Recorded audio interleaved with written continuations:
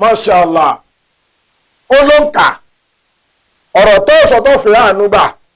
ó níye rẹ̀ bí ò bá ti pè ó lè ráàánú gbà iṣẹ́ tó ṣe tó fi ráàánú gbà ó ló ń kà bó bá ṣe ṣúẹ́ṣúẹ́ tó bá filẹ̀ rẹ̀ ajẹ́pọ̀ kárí òpénú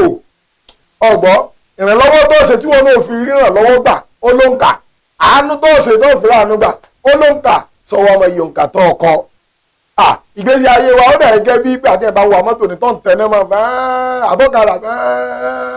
tó wà lọ bí pẹ́dà kẹ̀kẹ́ tó o bá ti ṣí ẹsẹ̀ kúrò lórí iná dandan ni kó máa lọ ṣùgbọ́n tó bá ti lè yí ẹsẹ̀ kúrò báyìí yóò tó máa lọ lẹ́nu àjẹgbé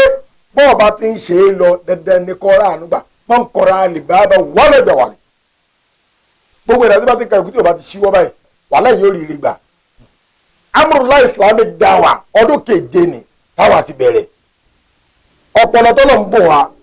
ọlá tó lọ ń bò wá agbára tó lọ ń bò wá ìmọ̀ tó lọ ń bò wá bóòlù àṣẹlẹ̀ máa fi ran gbogbo orílẹ̀-èdè lọ́wọ́ káàkiri àgbáńláyé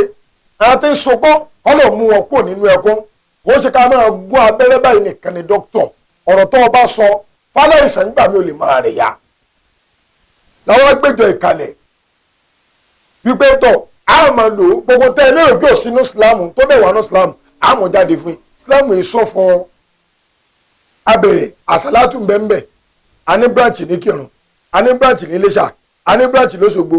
a ní branch léjìgbò kódà a ní àbàtúwà California Kútọ́nù mashallah every Sunday láago 10 sáago 12 nínú rẹ̀ náà tọ́lọ̀ ń pò wá a tún yọ ọ̀sẹ̀ kan láàrin oṣù sọ́tọ̀ Sunday tó bá gbẹ̀yìn oṣù kọ̀ọ̀kan di Saturday tó bá gbẹ̀yìn a máa fi gbàwé a máa fi gbàdúrà ni torí pé Ọlọ́run ní ìdèwò ní ẹ̀sìtẹ̀gbù lákọ̀ ẹ kẹ́pẹ̀ mi wọ́n sì dá ìlò tábà wá pè Ọlọ́run nígbà tá à lóògùn àṣà lọ́lọ́ nínú rẹ̀ náà tó ní Dawah wà láti máa sọ ọ̀rọ̀ àmọ̀gbàwò yẹn yànjú eléyìí ló dá o eléyìí ni ò dá ntọ́lọ́wọ́ bá mi fẹ́ ni ntọ́lọ́wọ́ bọ̀ fẹ́ rè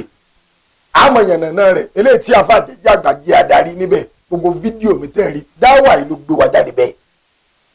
kódà a ní ilé kéw mọ́dúrẹ́sà tá a ti kọ́ ọmọ ẹlẹ́kọ̀ọ́ gbogbo activities ti ń bẹ nílé ìwé náà ní bẹ́ẹ̀ lẹ́kẹ́ àtàtẹ́ lórí transport kódà tó ṣe transport lọ́dún yìí mashallah on 28 láti transport on 29 láti àjọ̀dún gangan ọdún méje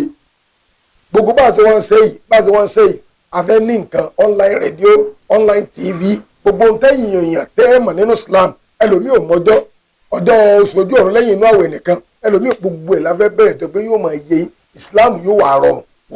wọ̀kù gbogbo wa a máa lè dá sí i àkọ́kọ́ àdúgbò náà gbẹ̀yìn tẹ́ ràn wá lọ́wọ́ torí ká travel from one place to another kẹ́gbẹ́ fún wàásù tàbí ká lọ sí Dawah tàbí ká wà studio ẹ̀yin lẹ́ ràn án lọ́wọ́ Ọlọ́run ràn yín ẹ̀sìn jíṣẹ́ Ọlọ́run ní pàǹdà sáìdà kódà gbẹ̀yìn tẹ́ ń sẹ́ndì gbogbo àwọn fídíò wa tẹ́ ń ṣí ààrẹ ẹ̀ ràn wá lọ́nà. àwọn fẹ́ sàjọ̀dún ọdún méje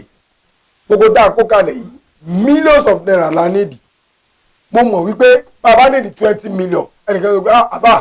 ó yà ó wàláì mo géènì nínú ọ̀rọ̀ yín rí mo géènì nínú báyìí mo fi ní 1 million naira mo fi ní 100,000 kódà àkọ́ 1,000 ìwọ́sà àkáǹtì mi lọ́ọ́ fowó sí àkáǹtì mọ́ṣáláṣí àkáǹtì ìjọ amúròlá Islamic Dawah tí ń bẹ wájú yìí òní ẹ̀fíìsì 2040 53 75 26 First Bank ní amúròlá Islamic Dawah ní ó gbé wa 2040 53 75 26 First Bank gbogbo tó ọba nípa wọn tà ní ọ̀fẹ́ rẹ̀ wá lọ ìwọ lè wà lórílẹ̀‐èdè míì tí èsè ti Nàìjíríà ọ lè wà nínú èbó kó lọ́ọ́ lè wà ní Nàìjíríà kan ọmọ ara yìí mọ̀wé ìdààmú pọ̀ fẹ́ wá àfẹ́ tó bá wà nítòsí torí Ìkìrun lọ́sùn state láti ṣe lẹ́gbẹ̀ẹ́ mọ́ṣáláṣí amúròlá náà láti ṣe àjọ̀dún yẹn bọ́bá àmọ̀ ìpẹ́tọ̀ akọ wa yóò fẹ́ lára díẹ̀ yóò fẹ́ nira díẹ̀ ìwọ fowó ránṣẹ́ Ọlọ́run lára dáadáa tí ń ṣe tí ìmọ̀gbà tí ó pé èmi náà tó ṣe yìí èmi náà tó ṣe báyìí èmi náà tó ṣe báyìí masha Allah bikratullah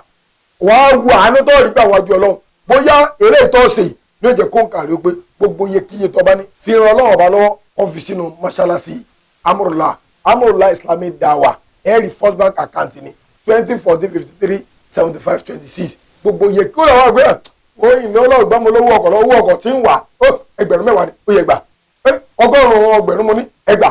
ogún ẹgbẹ̀rún mo ní ẹwà wo táyà ló fi ṣe ẹ má gbàgbé o oríṣiríṣi bọ́ wò láti gbẹ́ àwọn èèyàn náà ní fún wa tá a ṣe ń gbé àwọn òwe àdúgbò wo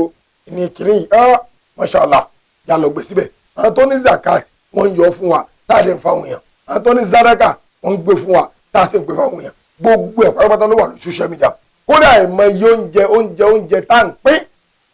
àwa kọ́ o ẹ̀yin náà lè fún wa lówó rẹ̀ à ṣe ń pín ọlọ́run tí wọ́n ti ń dùn inú àìní dùn in mọ́ àdánwò ní ọlọ́run bá mú kú ìwọ náà wá fi tọ́ ní wá fi sùn kankan síwájú ọlọ́run mo fẹ́ gbàwé ìgbélú ọlọ́run mo fẹ́ bímọ ọlọ́run mo fẹ́ lọ́kọ rí ọlọ́run mo fẹ́ láya rí ọlọ́run iṣẹ́ mi ò tí ì jẹ́sẹ́ dákun mo fẹ́ kó diṣẹ́ èmi kẹ́kọ̀ọ́ ò tí ì jẹ́yàn jẹ́yàn èmi kò tí ì lógo jẹ́ lógo wọ́n lé tí mo fẹ́ ṣe ṣí mọ́ṣáláṣí rẹ̀ ọlọ́run dákun jádùn àmì gbà kọ́ wa wò tọ́ lọ́wọ́ bó ṣe Masha Allah bí kúrẹ́tà ńlá àdúrà yín ó gbà àdúrà tèmi náà ó gbà January 29 ìlà fẹ́ ṣe àjọ̀dún ọdún keje tá a ti bẹ̀rẹ̀ ṣe dáwà 1 2 3 7 Masha Allah ìwọ náà wá pẹ̀lú àtọ́bá wà lára Ìkìrun lọ́sùn state láti ṣe ní wájú ilé epo Bẹ́wàjí filling station lẹ́gbẹ̀ẹ́ mọ́ṣáláṣí amúrùlá ní arọ́mọkálá area Ìkìrun Ọ̀ṣun state bẹ̀rẹ̀ láti ṣe bàbá wa mọ̀ pé ọ̀lẹ́wà kódà kó jẹ́ kó ṣùgbọ́n lọ wà tọ́ba rí gbé ọ̀rá yìí owó ọkọ̀ rẹ ìwọ kẹ wà ká nọ́mbà wa kọ́ sẹ́ndì ẹ̀sì wọ́n wà nítorí gbà ọ̀rọ̀ rí ó dayọ̀ ọ̀rọ̀ tèmi ló dayọ̀ afáàjẹjẹ àgbà ló kọ́ mi o sáwọn rẹ̀.